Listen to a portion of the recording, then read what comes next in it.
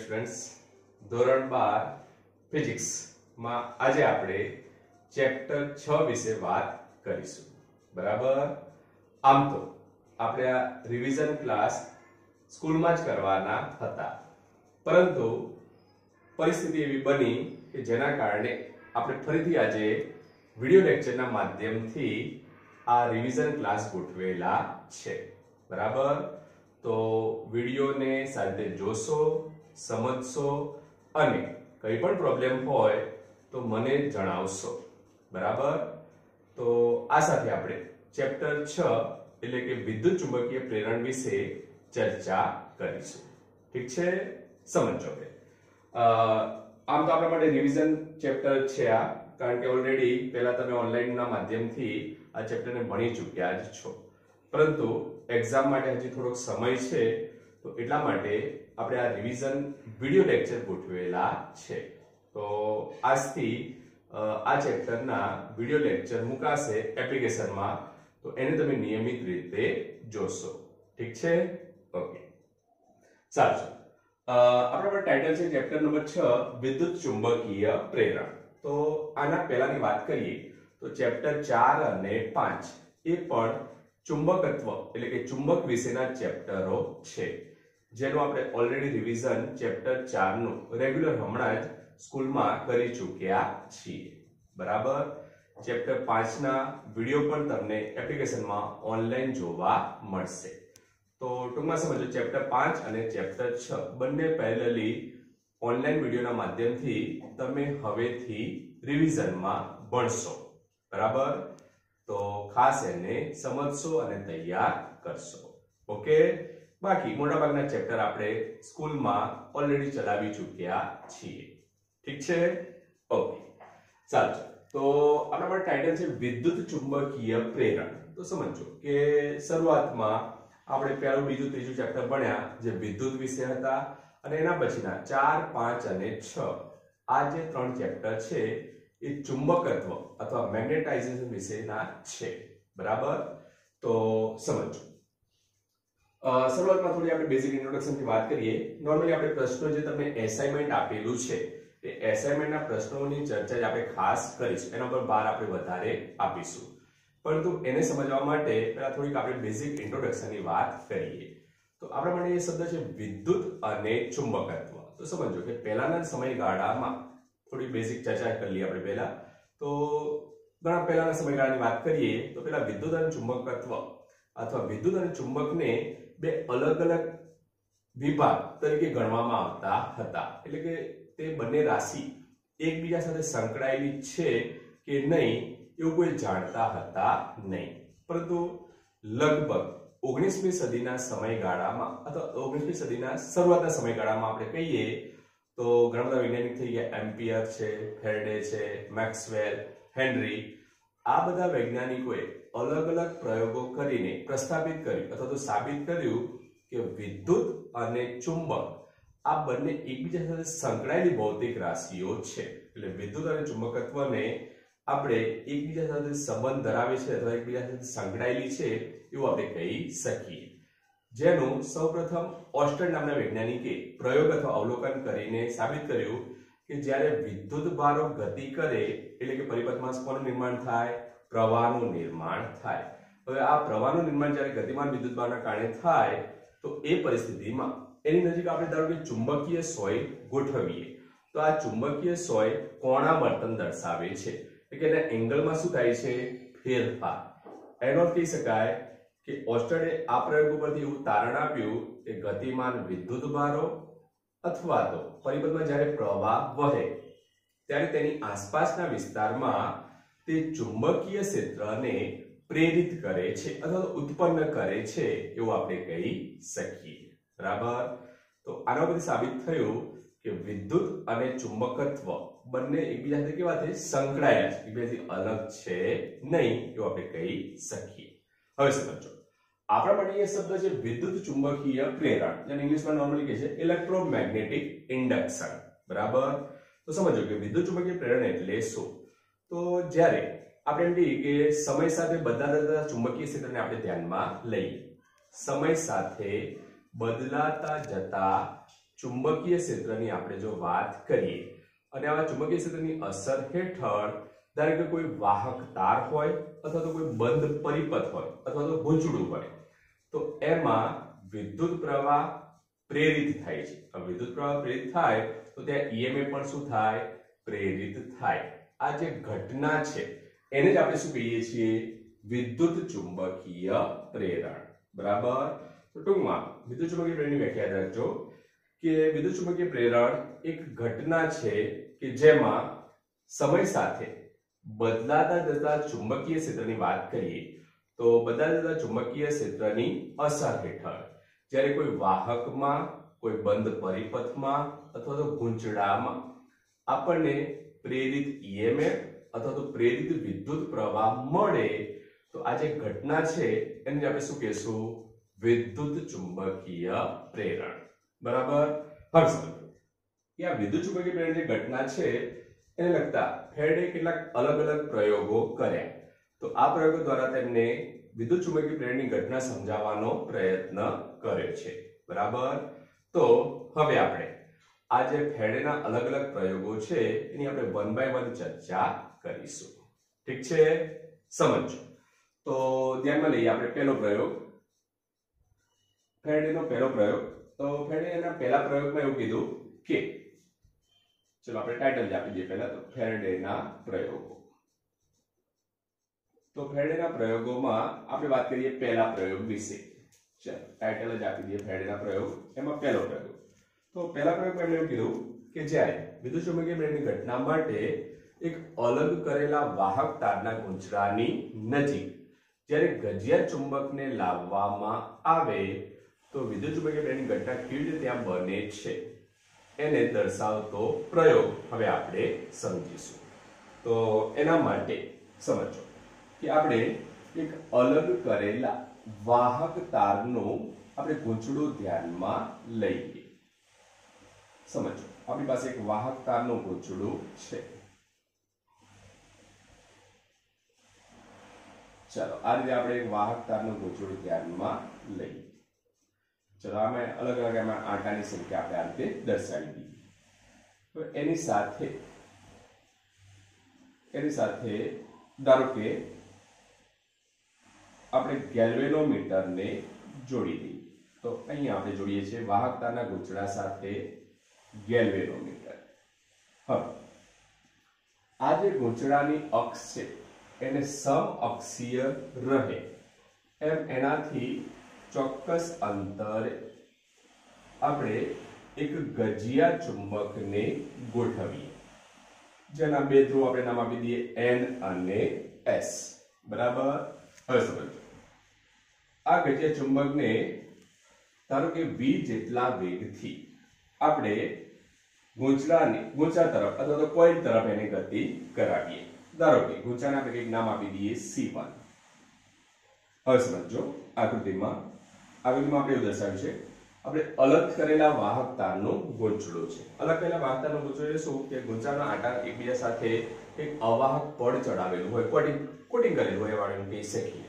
જેના કારણે બધા વાહક તારના ગૂંચળામાં જે આંટા છે એકબીજાના સંપર્કમાં ડાયરેક્ટ આવે નહીં અને કોઈ પણ પ્રકારની શોર્ટ સર્કિટ તે થાય નહીં। બરાબર। એટલે આપણે શબ્દ વાપરીએ છીએ અલગ કરેલા વાહક તારનું ગૂંચળું કે બધા આંટા એક પ્રકારના અવાહક કોટિંગથી એકબીજા સાથે જોડાયેલા હોય છે। હવે આવા એક વાહક તારનું ગૂંચળું જેને આપણે નામ આપીએ ધારો કે C1। બરાબર। એની સાથે આપણે શું જોડેલું છે? પરિપથમાં ગેલ્વેનોમીટર જોડેલું છે।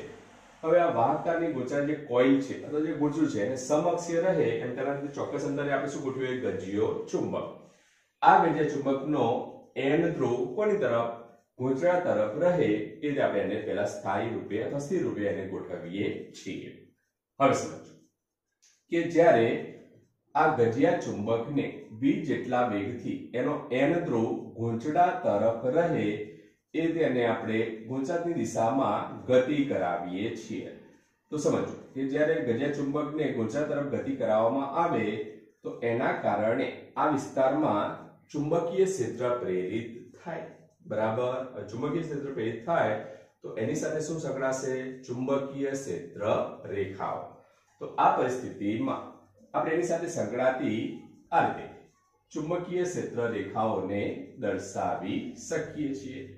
તો આજે આપણે એમાં ચુંબકીય ક્ષેત્ર રેખાઓને દર્શાવીએ।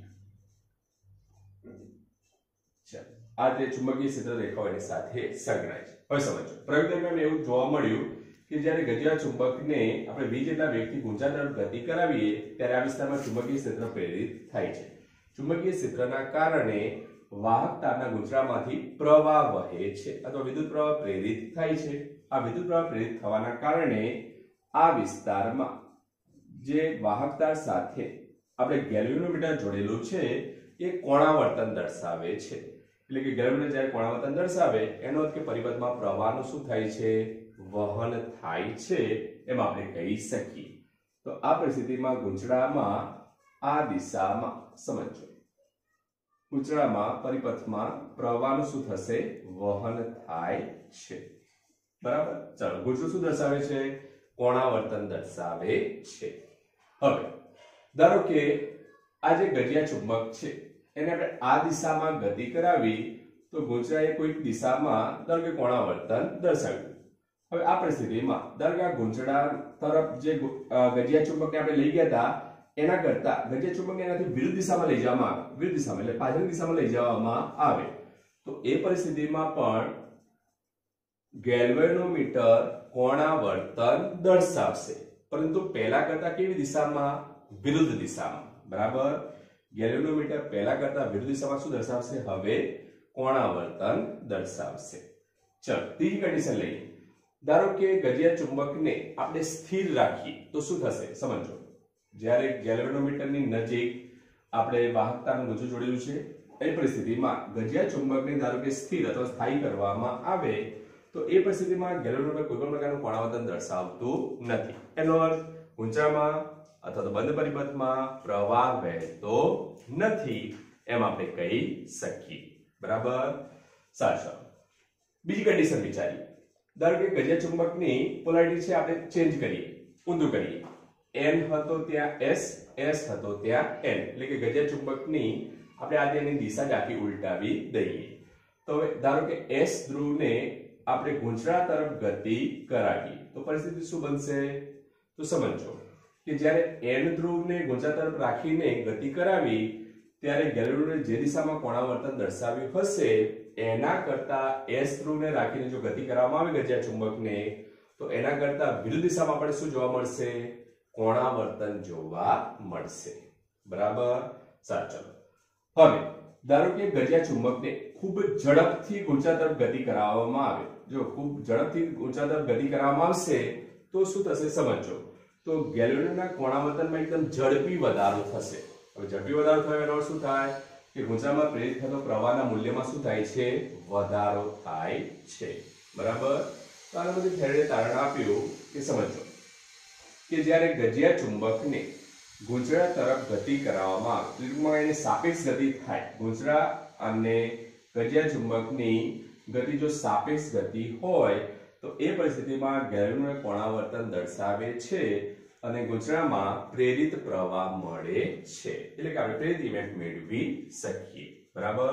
તો એના માટે જો ગુંચળાને આપણે સ્થિર રાખીએ અને ગજિયા ચુંબકને એની તરફ ગતિ કરાવીએ, એનાથી નજીક લઈ જઈએ અથવા દૂર લઈ જઈએ અથવા એની ઝડપમાં ફેરફાર કરીએ તો એ દરેક પરિસ્થિતિમાં ગેલ્વેનોમીટરના કોણાવર્તનમાં પણ શું થાય છે, ફેરફાર થાય છે। તો આ રીતે એમને એટલે કે ફેરેડે વિદ્યુત ચુંબકીય પ્રેરણની ઘટના સમજાવી। બરાબર। સાચું। હવે એના બીજા પ્રયોગની વાત કરીએ। ચલો, બીજા પ્રયોગમાં એમને ત્યાં બે ગુંચળાઓ, સમજો। વિદ્યુત ચુંબકીય પ્રેરણની ઘટના સમજાવવા માટે ફેરેડે હવે બે ગુંચળાઓની સાપેક્ષ ગતિ ધ્યાનમાં લીધી। તો વાત કરીએ આપણે બે ગુંચળાઓની સાપેક્ષ ગતિ, સમજો। તો ફરીથી આપણે એક વાહક તારનું ગુંચળું ધ્યાનમાં લઈએ। ચલો, આપણી પાસે છે એક વાહક તારનું ગુંચળું, ઉપર આકાર આપણે દોરીએ એનો। આપણી પાસે છે એક વાહક તારનું ગુંચળું, એમાં આ રીતે આપણે એના અલગ અલગ આંટાને દર્શાવી દઈએ। હવે આપણી પાસે વાહક તારના બે ગુંચડા છે સમજો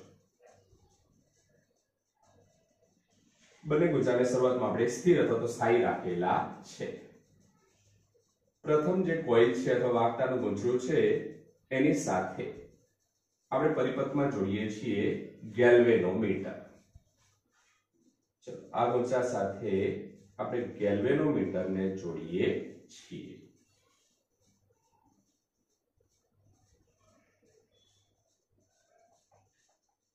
ચલો આ ગુંચડાને નામ આપી દઈએ આપણે ધારો કે C1 હવે એનાથી ચોક્કસ અંતરે એને સમઅક્ષીય રહે એ રીતે ચોક્કસ અંતરે આપણે બીજું એક વાહક તારનું ગૂંચળું ધ્યાનમાં લઈએ ફરીથી ધારો કે આપણી પાસે એક બીજું વાહક તારનું ગૂંચળું છે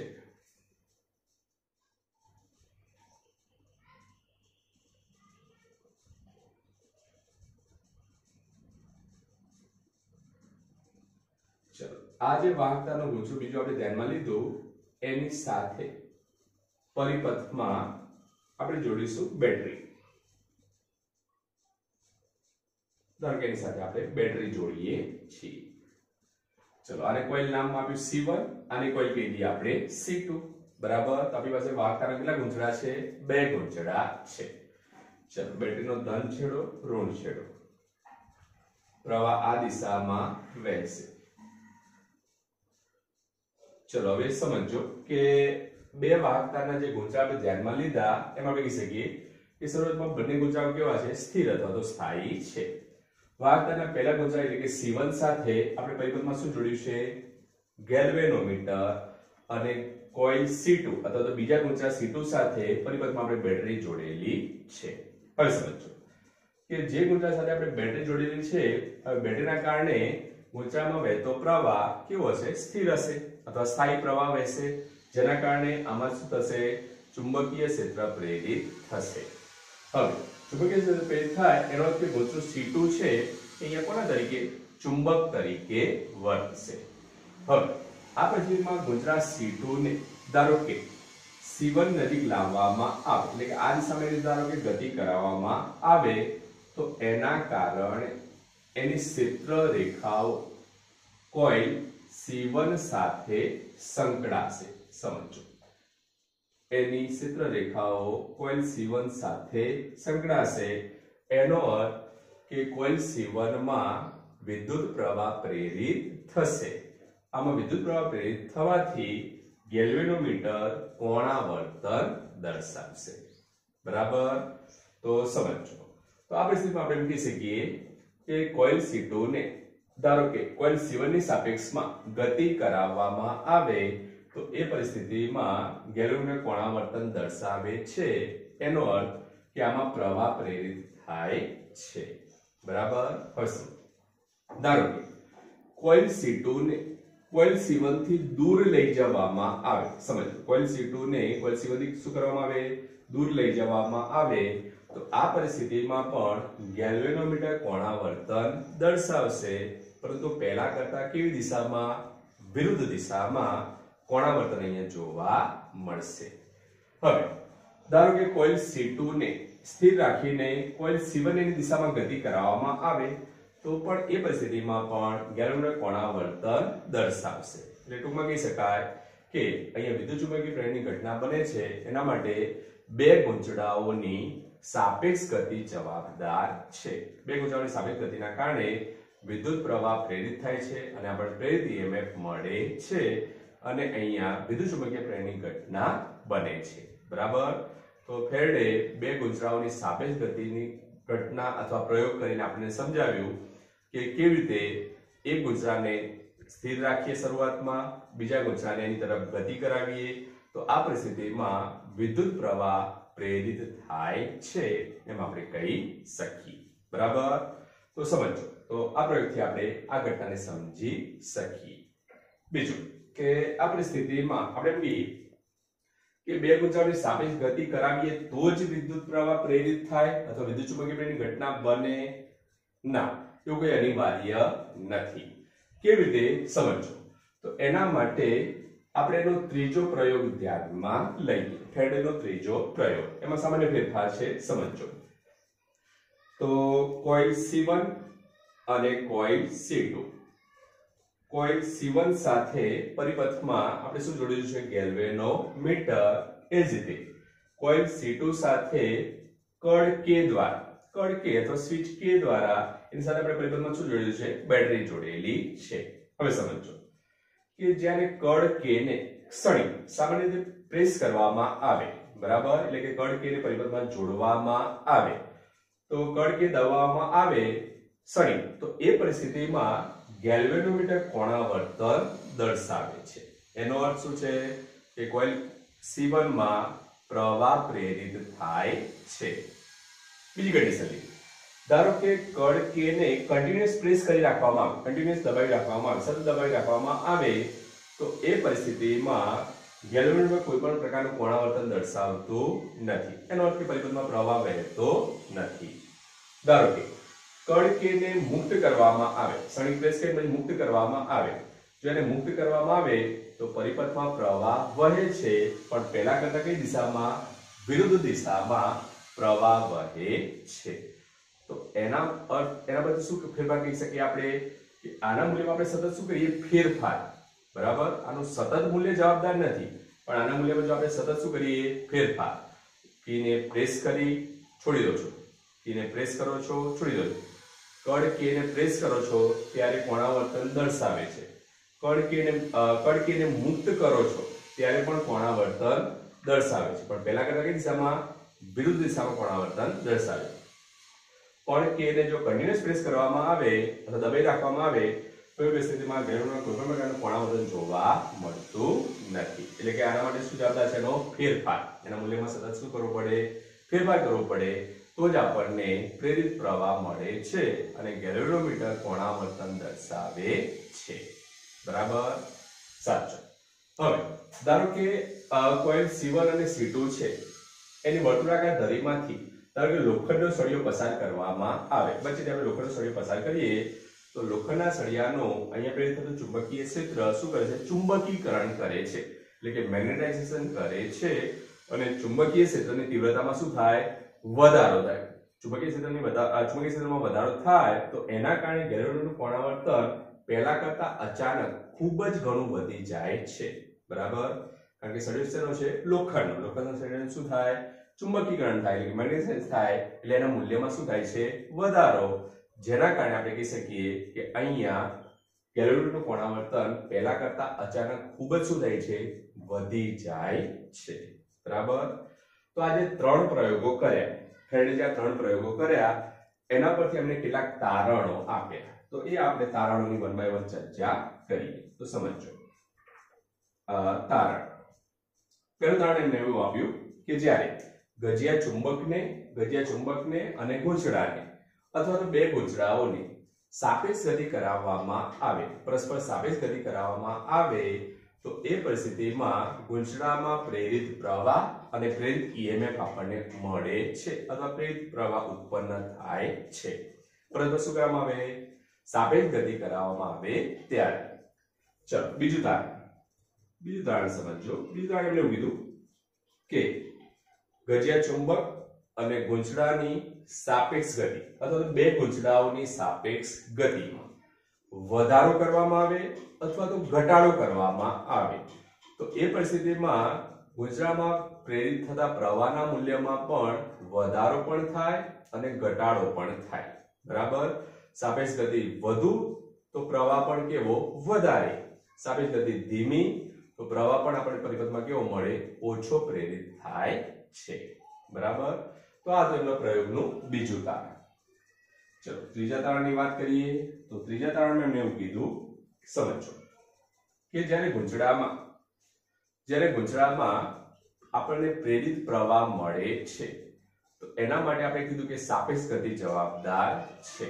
બરાબર, હવે જો સાપેક્ષ ગતિની પરિસ્થિતિમાં આપણે કહીએ કે ધારો કે ગજિયા ચુંબકની દિશા ઉલટાવવામાં આવે, ગજિયા ચુંબકની દિશામાં આપણે શું કરીએ? ઉલટાવવામાં આવીએ, અથવા તો અહીંયા જે ગૂંચળા સાથે બેટરી જોડેલી છે એની પોલારિટી એટલે કે ધ્રુવ બદલવામાં આવે, માઈનસ પ્લસ છે કે પ્લસ માઈનસ કરવામાં આવે, તો એ પરિસ્થિતિમાં પણ ગેલ્વેનોમીટરના કોણાવર્તનમાં શું થાય છે? ફેરફાર થાય છે. એટલે પ્રવાહ જે પ્રેરિત થાય છે એ પહેલા કરતા દિશા શું બદલાય, એની દિશા વિરુદ્ધ થઈ જાય છે. બરાબર. તો આ તો એમનું ત્રીજું તારણ. ચલો ચોથું તારણ સમજો.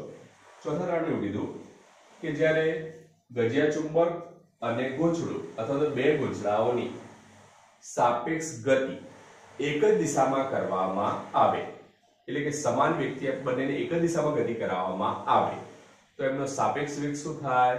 શૂન્ય. જો સાપેક્ષ વેગ શૂન્ય થાય તો એ પરિસ્થિતિમાં ગેલ્વેનોમીટર કોણાવર્તન દર્શાવતું નથી, એનો અર્થ પરિબળમાં પ્રવાહ પ્રેરિત થતો નથી. બરાબર. અને પાંચમું તારણ સમજો. પાંચમા તારણમાં એમને એવું કીધું કે જો ગૂંચળું અને ગજ્ય ચુંબક અથવા તો બે ગૂંચળાને જો સ્થિર રાખવામાં આવે, એટલે કે જો બંને સ્થાયી હોય અથવા તો સ્થિર હોય તો એ પરિસ્થિતિમાં પણ ગેલ્વેનોમીટર કોણાવર્તન દર્શાવતું નથી, એટલે કે પરિપથમાં પ્રવાહ વહેતો નથી. તો પ્રવાહ પ્રેરિત થવા માટે સાપેક્ષ ગતિ એના માટે જવાબદાર છે. આવું તારણ કોને આપ્યું? ફેરેડે. બરાબર. તો આ વાત કે આપણે ફેરેડેના તારણો વિશે. ઓકે. તો આ હતા ફેરેડેના 3 પ્રયોગો. બરાબર. સાચો. હવે આગળ વાત કરીએ. ચાલો તો આ વાત કરીએ આપણે ફેરેડેના પ્રયોગો વિશે અને પ્રયોગ પરથી તારવેલા તારણ વિશે. બરાબર. ચાલો હવે એનાથી આગળ વાત કરીએ. નો ટોપિક છે આપણા માટે ચુંબકીય ફ્લક્સ. સમજો. ચુંબકીય ફ્લક્સ. તો ચુંબકીય ફ્લક્સની સંજ્ઞા આપણે અહીં આપીશું 5. આમ તો ઓલરેડી તમે વિદ્યુત ફ્લક્સ વિશે ભણ્યા છો. બરાબર. ચેપ્ટર 1 માં શું આવતું હતું? વિદ્યુત ફ્લક્સ. અને આ ચેપ્ટરમાં આપણે ભણીશું શેના વિશે? ચુંબકીય ફ્લક્સ વિશે. તો ચુંબકીય ફ્લક્સ એટલે શું એને સમજવા માટે ધારો પહેલા આપણે વિચારીએ સમાન ચુંબકીય ક્ષેત્ર. ચલો વિચારીએ આપણે સમાન ચુંબકીય ક્ષેત્ર D. હવે આ સમાન ચુંબકીય ક્ષેત્ર B માં ધારો કે A જેટલું, બરાબર, A જેટલું એરિયા, A જેટલું ક્ષેત્રફળ ધરાવતી કોઈ એક સમતલ સપાટી અથવા તો પૃષ્ઠ સપાટીને આપણે વિચારીએ. તો સમજો અહીં આપણે ક્ષેત્રફળમાં ક્ષેત્રફળ A જેટલું ક્ષેત્રફળ ધરાવતી એક સપાટી ધ્યાનમાં લઈએ, જેના માટે ક્ષેત્રફળનો સદિશ ધારો કે છે A અને ચુંબકીય ક્ષેત્રનો ઘટક આપણે લઈએ ધારો કે B. બરાબર. સમજો આપણે શું વિચાર્યું? સમાન ચુંબકીય ક્ષેત્ર B. આ સમાન ચુંબકીય ક્ષેત્ર B માં ધારો કે A જેટલું ક્ષેત્રફળ ધરાવતી કોઈ એક પૃષ્ઠ સપાટી અથવા કોઈ એક સમતલ સપાટી આપણે ધ્યાનમાં લઈએ અને હવે આ પૃષ્ઠ સપાટી સાથે સંકળાયેલું ફ્લક્સ આપણે શોધવું છે. તો એ ફ્લક્સ માટે આપણે લખી શકીએ phi B dot A. ચલો સૂત્ર છે આપણા માટે phi B dot A. Already તમે ચેપ્ટર 4 માં ભણી ચૂક્યા છો. બરાબર. હવે સૂત્ર ડાયરેક્ટ લઈએ phi B dot A. તો આના માટે આપણે સૂત્ર લખી શકીએ phi બરાબર BA cos theta. બરાબર. જ્યાં થીટા કોની વચ્ચેનો ખૂણો? ચુંબકીય ક્ષેત્ર B અને ક્ષેત્રફળનો સદિશ A વચ્ચેનો ખૂણો. B અને A વચ્ચેનો ખૂણો આપણા માટે કેટલો છે? અહીંયા થીટા છે. બરાબર. આપણે સૂત્ર મળ્યું BA cos theta. હવે સમજો કે આ જે સૂત્ર છે, ધારો કે આપણે સમીકરણ નંબર 1 કહીએ તો આ સમીકરણ નંબર 1 અહીંયા આપણે સપાટી લીધી સમતલ. પૃષ્ઠ સપાટી કેવી લીધી છે? સમતલ. પણ ધારો કે સપાટી હોય વક્ર. બરાબર. વક્ર સપાટી હોય અને અસમાન ચુંબકીય ક્ષેત્ર હોય તો એના માટે પણ આપણે આ સૂત્રને લાગુ પાડી શકીએ છીએ. બરાબર. એટલે એવું જરૂર નથી કે સપાટી સમતલ હોય તો જ આ સૂત્ર લાગુ પાડી શકાય. આ સૂત્ર વક્ર સપાટી અને અસમાન ચુંબકીય ક્ષેત્ર માટે પણ આપણે લાગુ પાડી શકીએ છીએ. ધારો કે એને સમજવા માટે આપણે વિચારીએ એક વક્ર સપાટી. ધારો કે આપણી પાસે આ રીતે વક્ર સપાટી છે.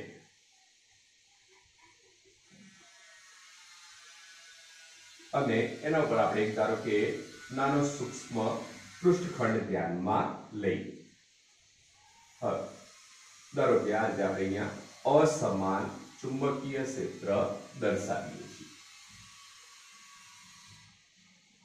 હવે આ જે સૂક્ષ્મખંડ છે એના માટે ધારો કે ચુંબકીય ક્ષેત્રનો ઘટક આપણે વિચારીએ bi અને એના માટે ક્ષેત્રફળનો ઘટક ધારો કે લઈએ આપણે ai અથવા સૂક્ષ્મ ઘટક છે તો આપણે di કહી દઈએ તો પણ લખી શકીએ di બરાબર સમજો।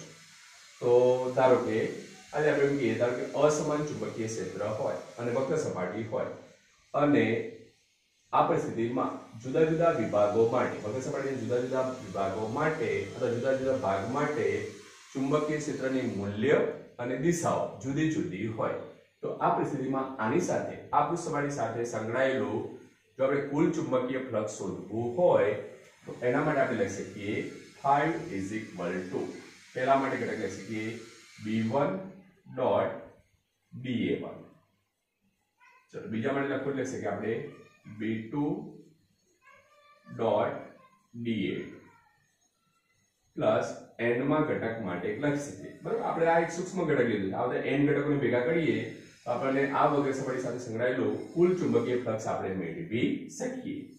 તો છેલ્લો ઘટક લખી શકીએ આપણે bn ડોટ dan અને ધારો કે ઘટકો છે तो आ घटकों આપણે સરવાળો સિગ્મા સ્વરૂપે લખીએ એટલે છે કે આપણે સિગ્મા i બરાબર 1 to n bi dot dai બરાબર। તો લખી શકીએ આપણે di શું દર્શાવે અહીંયા i માં ખંડ માટે ચુંબકીય ક્ષેત્રનો સદિશ બરાબર।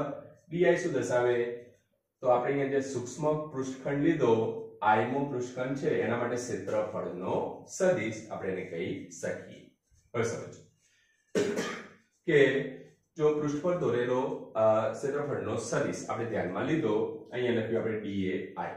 હવે સમજો કે ચુંબકીય ક્ષેત્ર અને પૃષ્ઠને દોરેલો લંબ જો એક જ દિશામાં હોય બરાબર। ફરી કહું જો ચુંબકીય ક્ષેત્રની દિશા અને પૃષ્ઠને દોરેલો લંબ એક જ દિશામાં હોય તો એ પરિસ્થિતિમાં θ શું થાય 0। જો θ 0 થાય તો cos 0 ની વેલ્યુ 1 થાય તો આ પરિસ્થિતિમાં ચુંબકીય ફ્લક્સ શું લેવાનું ધન લેવાનું બરાબર। અને જો ચુંબકીય ક્ષેત્ર અને પૃષ્ઠને દોરેલો લંબ બંને પરસ્પર વિરુદ્ધ દિશામાં હોય તો θ કેટલો થાય પાઈ અથવા તો 180 ડિગ્રી અને એ પરિસ્થિતિમાં ચુંબકીય ક્ષેત્ર અથવા ચુંબકીય ફ્લક્સ આપણે શું લેશું ઋણ લેશું બરાબર માઈનસ લેશું કારણ કે cos ની વેલ્યુ શું થશે -1 બરાબર સાચું। તો આપણા માટે અહીંયાનું વ્યાપક સૂત્ર છે 5 is equal to b dot a બરાબર સૂત્ર આપણને શું મળશે 5 b dot a। હવે તો ચુંબકીય ફ્લક્સની વ્યાખ્યા સાંભળજો વ્યાખ્યા આપણે કહી શકીએ જ્યારે ચુંબકીય ક્ષેત્રમાં કોઈ પૃષ્ઠ મૂકવામાં આવે તો આ પૃષ્ઠને લંબરૂપે તેમાંથી પસાર થતી ચુંબકીય ક્ષેત્ર રેખાઓની સંખ્યાને તે પૃષ્ઠ સાથે સંકળાયેલું ચુંબકીય ફ્લક્સ કહે છે। તો યાદ રહેશે ટૂંકમાં એમ કહી શકાય કે ચુંબકીય ક્ષેત્રમાં જો કોઈ પૃષ્ઠ મૂકવામાં આવે તો આ પૃષ્ઠને લંબરૂપે તેમાંથી પસાર થતી ચુંબકીય ક્ષેત્ર રેખાઓની સંખ્યાને તે પૃષ્ઠ સાથે સંકળાયેલું શું કહેશું આપણે ચુંબકીય ફ્લક્સ। ચલો યાદ રહેશે સૂત્ર 5 b dot a। ચલો હવે આનો એકમ તો 5 નો એકમ આપણે લખી શકીએ એક તો એકમ છે વેબર બરાબર છે લખી શકીએ આપણે વેબર અને જો બીજો એકમ આપણે આનો બધી કેવો હોય તો b નો એકમ તમે જાણો છો ટેસ્લા તો ટેસ્લા અને a નો એકમ શું થશે મીટર સ્ક્વેર કારણ કે ક્ષેત્રફળ છે તો ચુંબકીય ફ્લક્સના એકમ આપણે કહી શકીએ વેબર અથવા તો ટેસ્લા ઇન્ટુ મીટર સ્ક્વેર બરાબર। તો આ વાત કરીએ આપણે ચુંબકીય ફ્લક્સ વિશે। ચાલો એના પછી આગળ વધીએ ધ્યાનમાં લઈએ આપણે ફેરેડેનો નિયમ વિદ્યુત ચુંબકીય પ્રેરણ અંગેનો ફેરેડેનો નિયમ લખો અને સમજાવો આવો પ્રશ્ન પૂછાય 2 માર્ક્સમાં પૂછાય બરાબર। તો તૈયાર કરશો બસ સમજો ફેરેડેનો નિયમ છે એ આપણને પ્રેરિત EMF નું મૂલ્ય આપે છે। હવે નિયમ શું છે તો પહેલા આપણે એનું ગાણિતિક સ્વરૂપ લખીએ તો સૂત્ર છે E -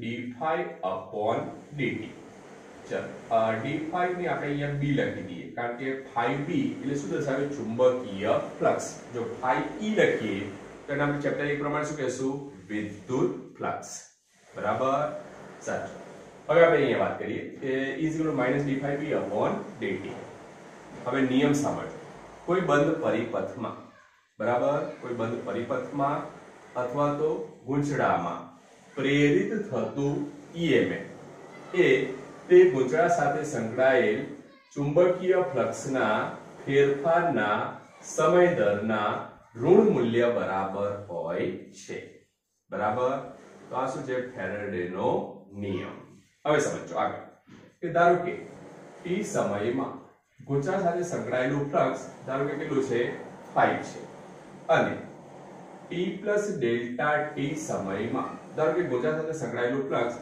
5 + ડેલ્ટા 5 છે બરાબર તો આ પરિસ્થિતિમાં આપણે કહીએ કે સમયનો ફેરફાર શું લે ડેલ્ટા t તો ડેલ્ટા t સમયમાં ગૂંચળા સાથે સંકળાયેલું ફ્લક્સ કેટલું થશે ડેલ્ટા 5 બરાબર હવે ફેરાડેના નિયમ પ્રમાણે આપણે કહી શકીએ કે ગૂંચળા સાથે સંકળાયેલું સરેરાશ પ્રેરિત EMF જેને આપણે ધારો કે આ તે E વડે દર્શાવીએ તો નિયમ પ્રમાણે લખી શકાય માઈનસ ડેલ્ટા 5 ડેલ્ટા t બરાબર સાચું હવે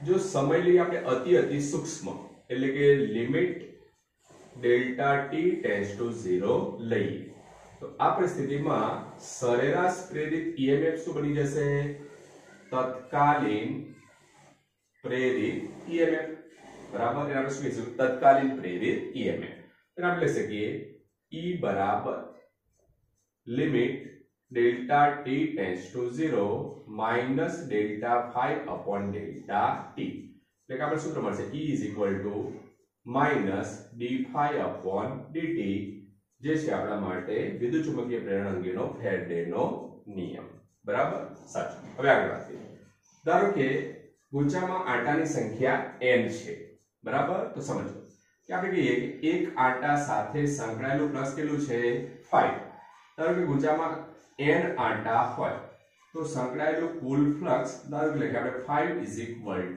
n5 શું લખી શકીએ 5 n5 તો આ જે સૂત્ર છે એને આપણે આમ લખી શકીએ E આપણે સ્થિતિમાં ગૂંચળા સાથે સંકળાયેલું કુલ ફ્લક્સ આપણે શોધવું હોય તો લખી શકીએ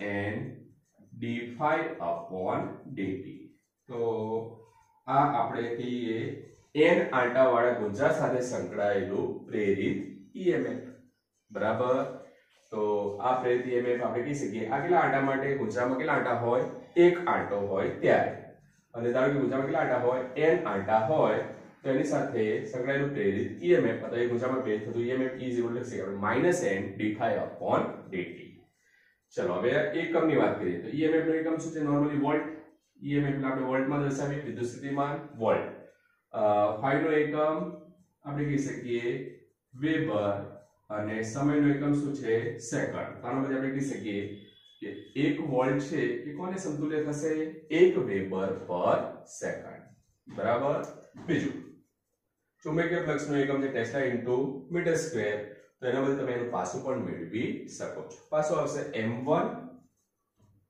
m1 L2 t - 2 a - 1 બરાબર તમે તે ચેક કરી લેજો પાસું આનો આ રીતે આવશે m1 L2 t - 2 a - 1 આ વાત છે આપણે ફેરાડેનો નિયમ તો નોર્મલી 2 માર્ક્સમાં પૂછાય એક્ઝામ માટે તૈયાર કરશો બરાબર આ પ્રશ્નો તમારા એસાઇનમેન્ટમાં છે તૈયાર કરશો કંઈ પણ પ્રોબ્લેમ હોય તો મને જણાવશો બરાબર તો આ લેક્ચરમાં આપણે આટલે સુધી રાખીએ છીએ મળીશું પાછા નવા લેક્ચર સાથે ઓકે ગુડ બાય